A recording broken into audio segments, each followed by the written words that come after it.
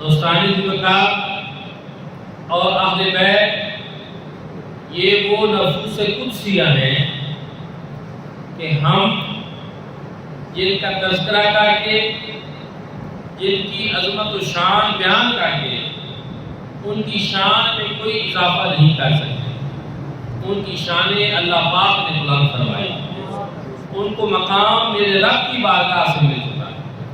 اور اللہ رب العزت نے قرآن مجید فرقان حمید میں ان کی عظمت و شان کو بیان فرمایا۔ ایت مبالغہ ہو، ایت مودت ہو، ایت تطہیر ہو، دیگر بہت سی آیات ہیں جن میں اللہ رب العزت نے اہل بیت کی عظمت و شان کو بیان کیا۔ اب ہمارے لیے یہ ہے کہ ہم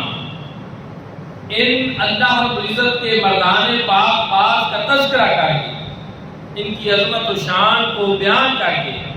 اپنی سعادت مندی میں اضافہ کریں، اپنی آخرت کو سنوار لیں۔ دوستان کا جناب سیدنا امام حسین رضی اللہ تعالیٰ عنہ وہ ہستی پاک ہیں کہ جن سے میرے کریم آقا علیہ السلام نے بہت زیادہ پیار فرمایا۔ حضور نبی کریم صلی اللہ علیہ وآلہ وسلم نے جن سے بہت زیادہ محبت فرمائی۔ آپ کہہ سکتے ہیں کہ چونکہ وہ حضور علیہ السلام کے نواسے تھے، تو ایک نانا اپنے نواسوں سے پیار کرتا ہے، تو اس لیے اس میں ایسی کون سی بات ہے؟ تو یاد رکھیں، حضور نبی کریم صلی اللہ علیہ وآلہ وسلم کوئی دنیا کے دوسرے نانوں کی طرح نہیں۔ آپ امام الانبیاء، آپ قائد المرسلین ہیں، آپ محبوب خدا ہیں، آپ سرور انبیاء ہیں، آپ کا ہر عمل امت کے لیے مشعل راہ ہے، آپ کا ہر طریقہ امت کے لیے سنت کا مقام رکھتا ہے۔ اس لیے حضور علیہ السلام کا کسی سے پیار کرنا یہ محض اس کے نانا ہونے کی وجہ سے نہیں، یہ حضور نبی کریم صلی اللہ علیہ وآلہ وسلم کا پیار فرمانا اس وجہ سے تھا کہ حضور علیہ السلام کو بھی معلوم تھا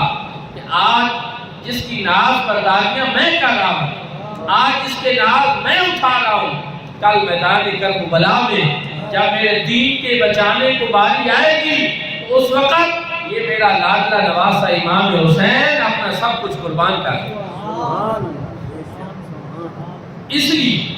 حضور نبی کریم صلی اللہ علیہ وآلہ وسلم نے جناب امام حسین سے پیار کیا،